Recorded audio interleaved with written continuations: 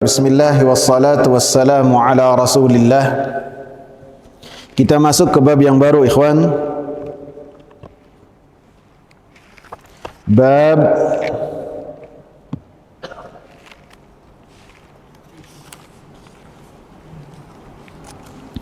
minasyirki lubsul halqati wal khayti wa nahwihima liraf'il bala'i au daf'ihi. Dari kesyirikan kepada Allah, bentuk termasuk kesyirikan kepada Allah, lubsul halqati, memakai gelang,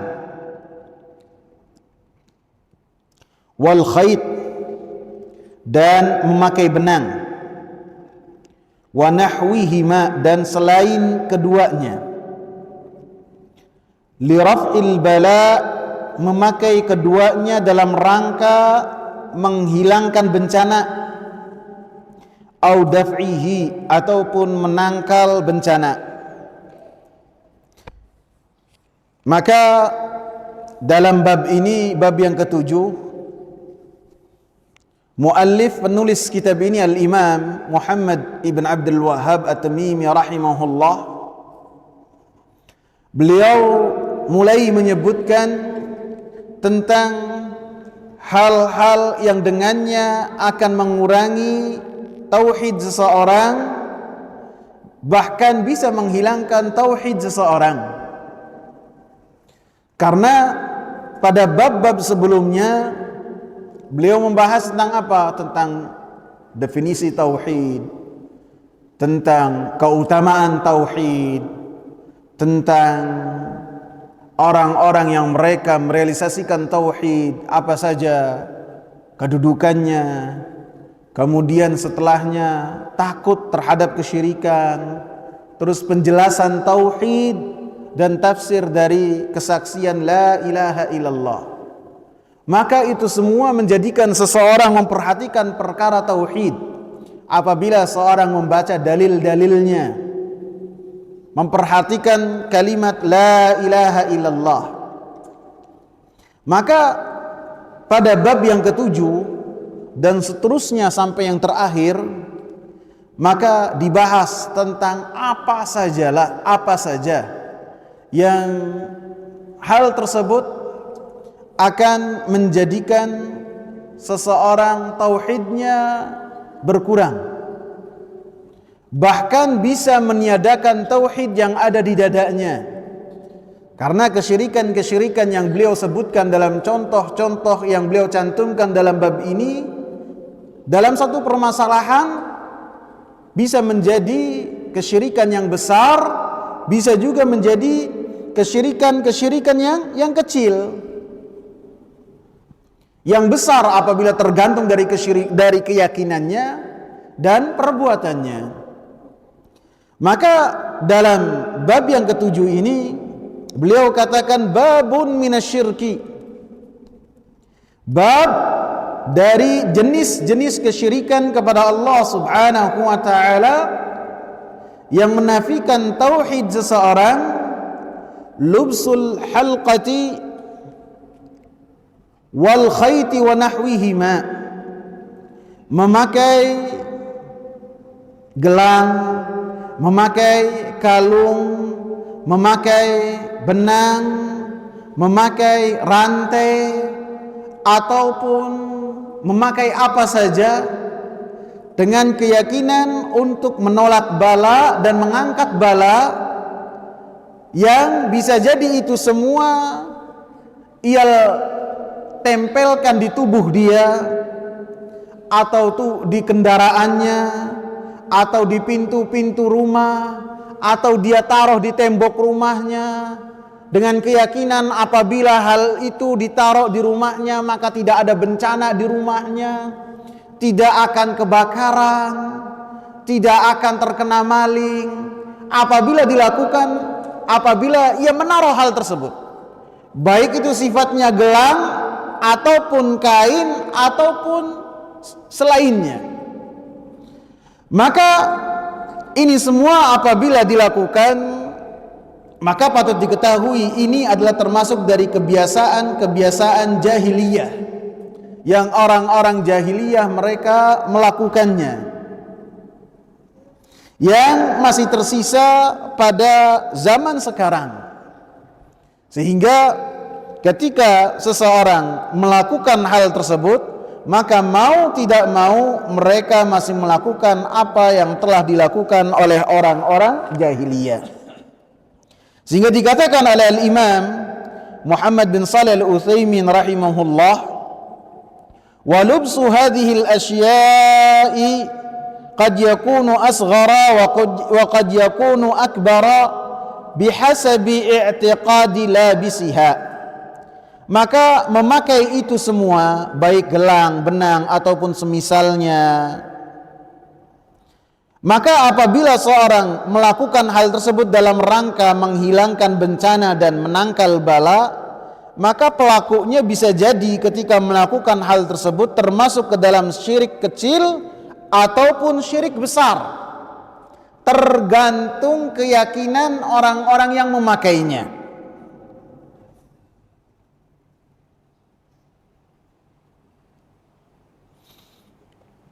Beliau mengatakan, wa kana lubsu hadhihi al-asya'i min asy-syirki, maka menggunakan ini semua termasuk dari kesyirikan.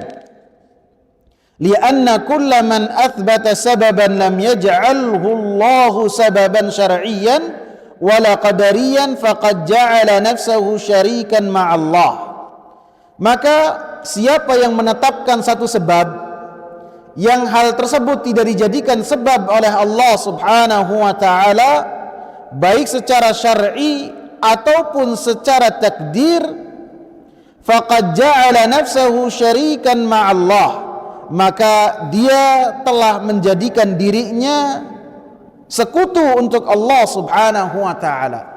Jadi apabila yang berkaitan dengan sekutu untuk Allah Subhanahu wa taala dalam hal ini, maka berkaitan dengan rububiyah Allah Subhanahu wa taala.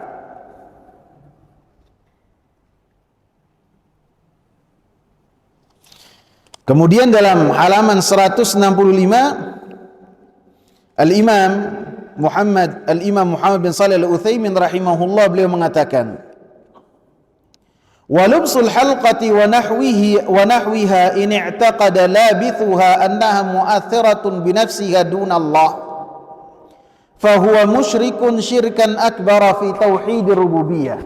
Maka yang menggunakan gelang-gelang jimat ataupun benang ataupun selainnya, ketika pelakunya meyakini bahwasanya itu semua memberikan pengaruh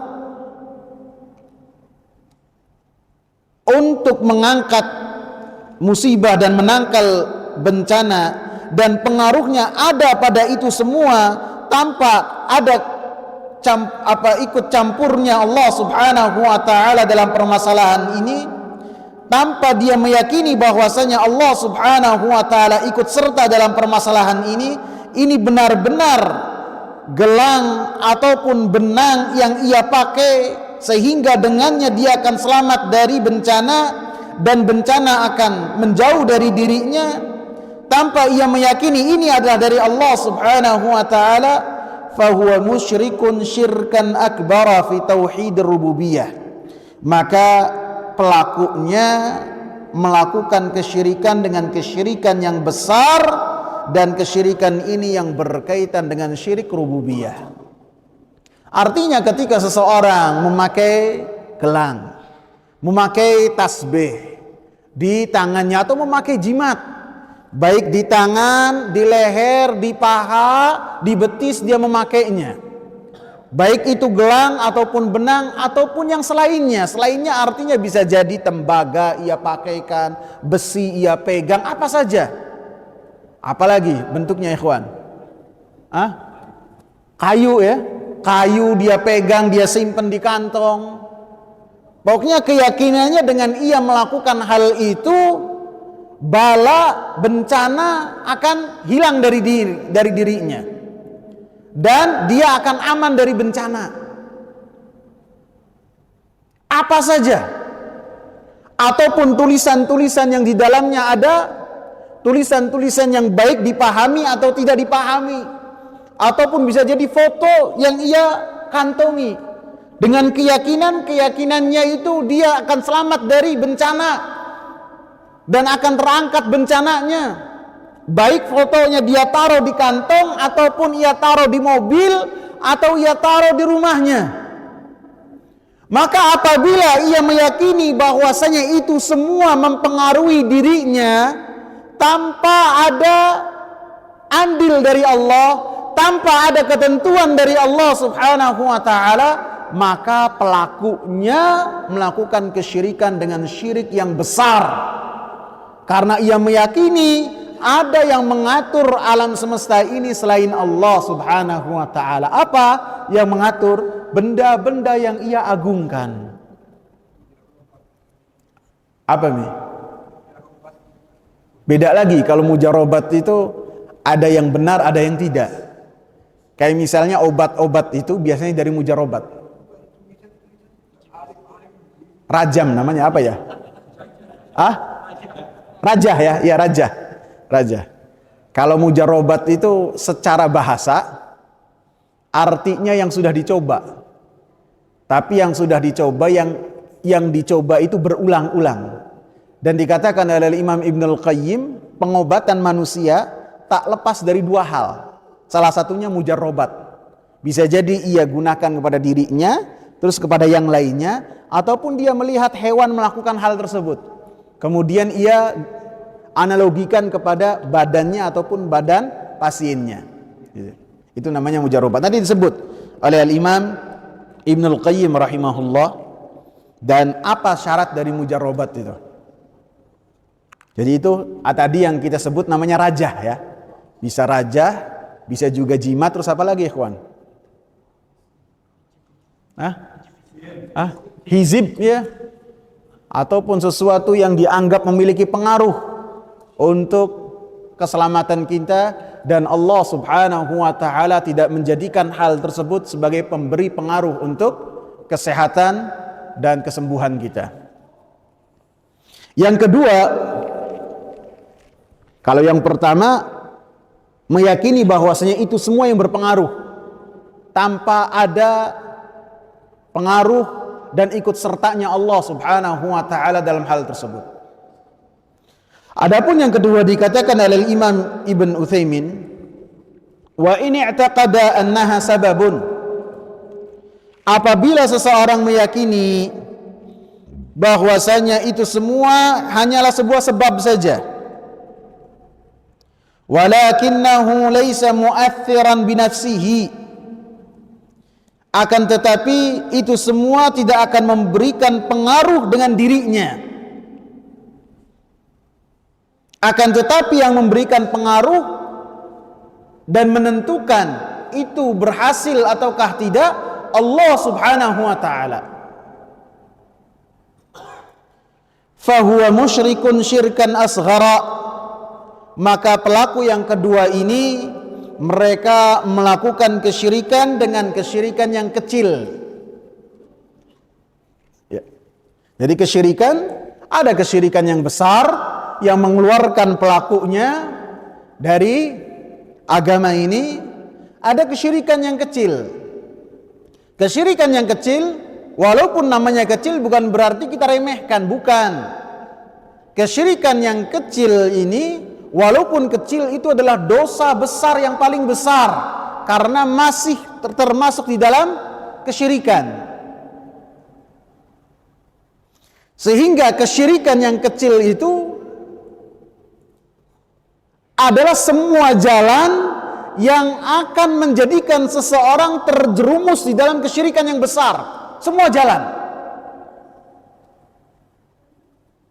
Semua jalan yang seseorang itu apabila melakukannya setahap demi setahap akan terperosok di dalam kesyirikan yang besar, maka kesyirikan yang pertama itu adalah kesyirikan yang kecil.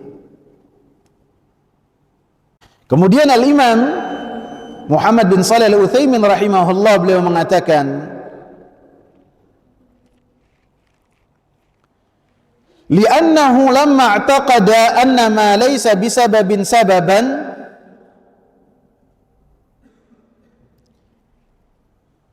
faqad syaraka Allah ta'ala fil hukmi li hadha syai'i bi annahu sabab wallahu ta'ala lam yaj'alhu sababan. Karena kenapa dia melakukan kesyirikan yang kecil bukan yang besar? Karena dia meyakini suatu hal yang tidak pernah dijadikan oleh Allah Subhanahu wa ta'ala sebagai satu sebab, dia jadikan hal tersebut sebagai sebab untuk dia selamat dari bencana dan tidak terkena musibah. Allah Subhanahu wa ta'ala tidak menjadikan hal tersebut sebagai satu sebab dengannya dia selamat, akan tetapi dia menetapkan hal tersebut. Bukan hanya menetapkan, dia meyakini hal tersebut. Faqad syaraka Allah ta'ala, maka dia telah berani-berani menyertai Allah Subhanahu wa ta'ala di dalam menjadikan sesuatu hal sebagai satu sebab. Wallahu ta'ala lam yaj'alhu sababa, dan Allah Subhanahu wa ta'ala tidak pernah menjadikan hal tersebut sebagai satu sebab. Ana rasa antum bingung. Kenapa pelakunya dikatakan sebagai pelaku kesyirikan walaupun kesyirikan yang kecil? Dan kesyirikan yang kecil itu adalah dosa yang paling besar. Karena dia meyakini dan berani-berani mengeluarkan satu hukum yang hukum tersebut mutlak milik Allah Subhanahu wa ta'ala, dengan menyatakan bahwasanya apabila seseorang memakai ini dan itu, maka dengan ini dan itu ia telah bisa untuk mendapatkan sebab keselamatan. Dan apa yang telah ia tetapkan sebagai satu sebab tidak pernah dijadikan oleh Allah Subhanahu wa ta'ala sebagai satu sebab. Paham ikhwan? Paham ya?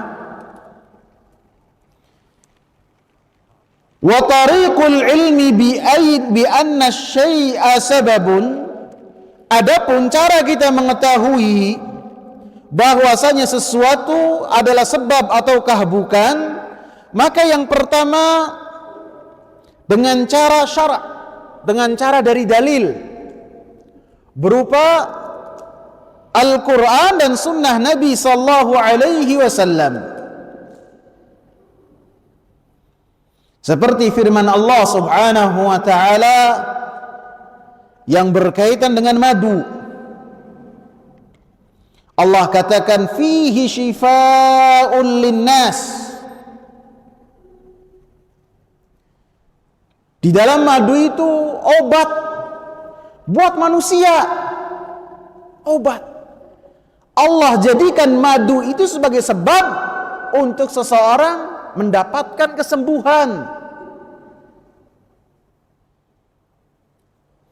Dan tentu madunya ini harus madu yang asli. Iya, harus madunya madu yang asli.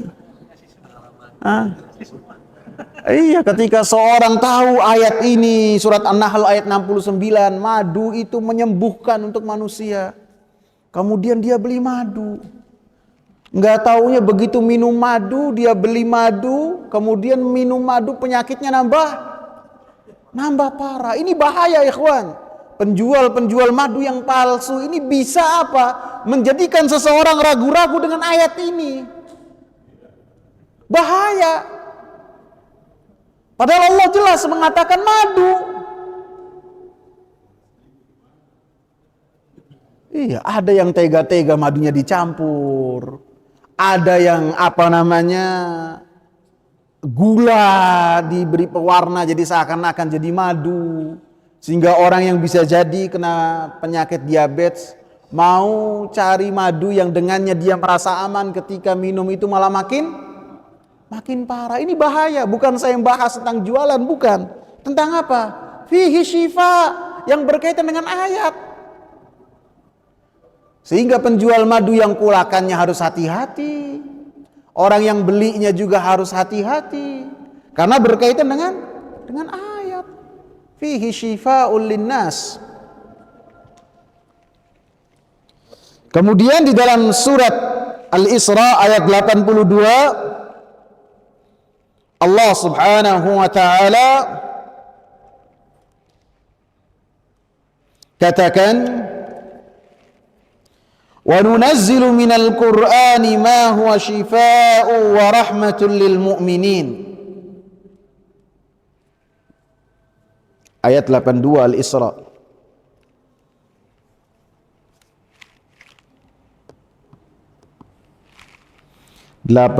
Al-Isra, mana Al-Isra?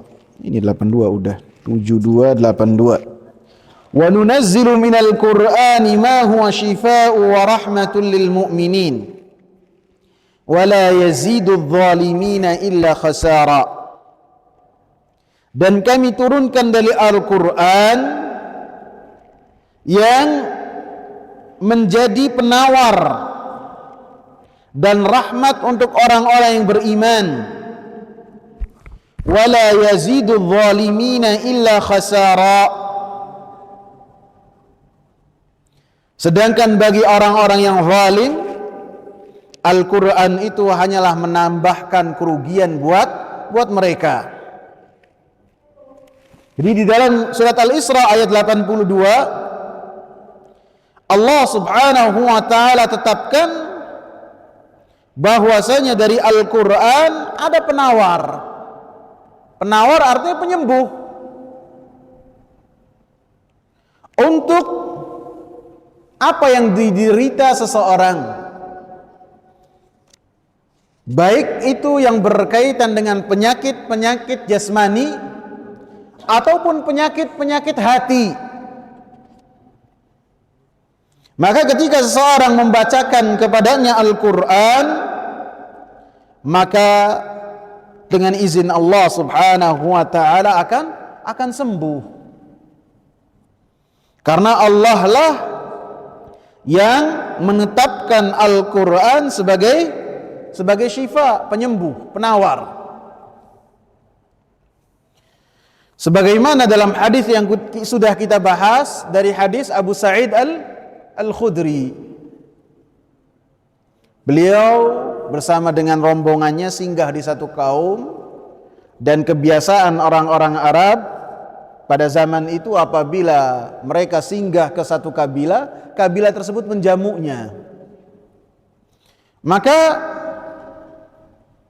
ketika rombongan para sahabat itu singgah, kabilah tersebut tidak menjamunya. Akhirnya mereka pergi, kesal. Manusiawi. Singgah, lapar mau dijamu, malah nggak dijamu. Kemudian kepala suku tersebut tidak tahu dalam keadaan sakit karena tersengat binatang yang berbisa. Mereka sudah berupaya untuk meruqyahnya, mereka tidak bisa. Ini di antara mereka ada yang mengatakan bisa jadi rombongan tadi ada orang yang bisa meruqyah. Karena ruqyah yang artinya jampi-jampi itu adalah suatu yang diketahui oleh orang-orang jahiliyah. Maka mereka pun menyusul para sahabat dan memberitahukan hajat mereka. Abu Sa'id Al-Khudri mengatakan, boleh kami ruqyahkan, tapi syaratnya satu, berikan kami daging. Sekian ekor kambing. Akhirnya sepakat. Ada upah untuk apa yang mereka akan bacakan. Kemudian Abu Sa'id Al-Khudri datang, kemudian membacakan kepada yang sakit surat apa, ikhwan? Surat Al-Fatihah. Sekali bacaan, kemudian seakan-akan kepala suku ini langsung sehat, bugar, tidak pernah sakit sedikit pun. Langsung sehat. Diberikanlah upah sesuai dengan perjanjian. Kemudian ketika mereka akan makan, di antara para sahabat bilang, ini halal apa tidak? Akhirnya yuk kita bawa ke Rasulullah. sampai kepada Rasulullah sallallahu alaihi wasallam. Kemudian Rasulullah mengatakan kepada Abu Sa'id, "Wa ma yudrika annaha ruqyah?" Siapa yang memberitahukan kepada kamu bahwasanya surat Al-Fatihah itu adalah ruqyah yang bisa dibacakan kepada orang yang sakit. Artinya apa yang dibacakan oleh Abu Sa'id Al-Khudri radhiyallahu anhu itu langsung menjadikan orang yang sakit itu adalah orang yang langsung sembuh. Bahkan ketika yang sakitnya itu bukan orang yang beriman, orang kafir. Bukan orang yang beriman, orang kafir. Mereka langsung sembuh dari sakitnya. Dan akhirnya Abu Sa'id pun mendapatkan upah. Akan tapi bukan berarti setelahnya seseorang menjadikan ruqyah ini sebagai ma'isyah dia. Karena dengan hadis ini tidak bisa. Karena para sahabat, para tabi'in, para tabi'ut tabi'in tidak pernah di antara mereka ada yang buka praktek. Siapa yang sakit datang ke rumah dia untuk diruqyah, tidak ada. Sehingga apabila ada yang melakukan hal ini, maka amalan dan perbuatan dia adalah perbuatan yang bid'ah. Karena karena bacaan surat Al-Fatihah itu setiap orang yang beriman bisa bacanya apa enggak? Bisa. Sehingga dikatakan oleh orang-orang terdahulu dalam satu peribahasa, jeritan ratapan orang yang benar-benar kehilangan beda dengan jeritan ratapan orang-orang yang dibayar. Artinya ketika seorang sakit kemudian dia meruqyah diri dia sendiri tanpa melalui orang lain, maka tadarru' dia, munajat dia, merendahkan dirinya dia dan hatinya dia semuanya kepada Allah subhanahu wa ta'ala, bukan kepada orang yang membacakan ruqyah kepadanya. Sehingga dikatakan oleh Imam Ibnul Qayyim Al-Jauziyah dalam kitab Ad-Da wad Dawa, ketika beliau membahas ayat ini, beliau mengatakan, saya apabila lagi sakit maka saya membacakan diri saya kepada diri saya itu surat Al-Fatihah. Ketika membacakan kepada diri saya surat Al-Fatihah, langsung sehat, kata Imam Ibnul Qayyim. Dan ketika ada orang-orang yang saya dapati mereka dalam keadaan sakit, saya perintahkan mereka untuk mereka itu membaca surat Al-Fatihah dan meruqyah diri mereka. Bukan Al-Imam Ibnul Qayyimnya yang meruqyah mereka, bukan. Akan tapi Al-Imam Ibnul Qayyim memerintahkan mereka supaya baca surat Al-Fatihah, diruqyah masing-masing, jangan mengandalkan orang, karena setiap orang itu bisa membaca surat Al-Fatihah. Walaupun demikian, maka bukan berarti kita meninggalkan medis secara mutlak, tidak. Kemudian hanya mengandalkan ruqyah saja, hanya mengandalkan madu saja. Walaupun itu semua telah dijadikan oleh Allah Subhanahu wa taala sebagai satu sebab. Akan tapi dalam hadis Rasulullah mengatakan, ya ayyuhan nas tadawau, wahai para manusia, berobatlah. Berobat ini bisa dari alternatif, bisa juga dari medis. Sebagian orang hulu kepada yang sifatnya herbal, yang sifatnya alternatif, kemudian tidak mau menyentuh yang berkaitan dengan medis. Seakan-akan dia mengatakan medis itu rada-rada bid'ah. Seakan-akan ada orang-orang yang demikian, maunya alternatif terus. Maunya alternatif ini, jadi sampai akhirnya kayak kembali kepada zaman batu. Orang sakit apa ngambil godong ini, nanti sakit apa ngambil godong ini. Kalau dianya emang punya ilmu yang berkaitan dengan ini, maka wabiha wa ni'mah, ini suatu kebaikan. Akan tapi sebagian orang hulu seakan-akan tidak mau berkenalan dengan medis sama sekali. Ini pun kurang baik. Karena Rasulullah sallallahu alaihi wasallam ketika ada orang Arab Badui mengatakan, ya Rasulullah, apakah kita berobat? maka kata Rasulullah apa? Berobatlah, berobat. Karena Allah Subhanahu wa ta'ala tidaklah menurunkan satu penyakit kecuali menurunkan penawarnya. Alimahu man alimahu, ada yang tahu, ada yang tidak tahu. Lebih-lebih apabila kita dapati dalam biografi para ulama, mereka pun opnam di akhir ayatnya. Seperti siapa? Asy-Syaikh Muqbil Al-Wadi'i, opnam dia. Beliau opnamnya di Jeddah, sampai wafat di Jeddah atas biaya pemerintah Saudi. Beliau sakit di Yaman, dibawa ke Jeddah supaya diobati di Jeddah, dirawat di Jeddah. Terus siapa lagi? Al-Imam Muhammad bin Shalih Al-Utsaimin rahimahullah. Beliau sakit. Kemudian ketika sakit, beliau diminta untuk berobat. Pertamanya beliau sungkan, gak mau. Karena beliau itu walaupun jabatan beliau setingkat dengan menteri, akan tapi rumah beliau sangat sederhana. Rumah beliau itu rumah-rumah yang dulu dari tanah liat, bukan rumah-rumah yang mewah, bukan. Sampai pemerintah Saudi mengatakan, wahai Syekh, engkau ini, badan kau bukan milik engkau, akan tapi milik umat, harus dirawat. Akhirnya beliau berangkat ke Amerika, opnam, dirawat. Dan ketika di Amerika pun, ketika beliau berobat, diisi dengan majlis ilmu. Beliau datang ke Islamic Center yang ada di Amerika, sehingga beliau opnam, berobat ke dokter. Begitu juga Imam Muhammad Nasiruddin Al-Albani rahimahullah, beliau pun berobat dan opnam di rumah sakit. Sehingga para ulama seperti Syekh Saleh Al-Suhaimi, Syekh Saleh Al-Syekh, mereka bertemu dengan Al-Imam Muhammad Nasiruddin Al-Albani di mana? Di rumah sakit. Jadi ketika yang berkaitan dengan pembahasan ini, jangan sampai kita memerangi medis. Kita mendapatkan dari Al-Quran, Al-Quran itu syifa. Madu juga syifa. Dan Rasulullah pun memerintahkan kita untuk berobat. Dan berobat ini bukan hanya yang berkaitan dengan herbal saja, akan tapi yang berkaitan dengan kedokteran dan medis secara menyeluruh. Apabila seorang memiliki kemampuan, ya berobat.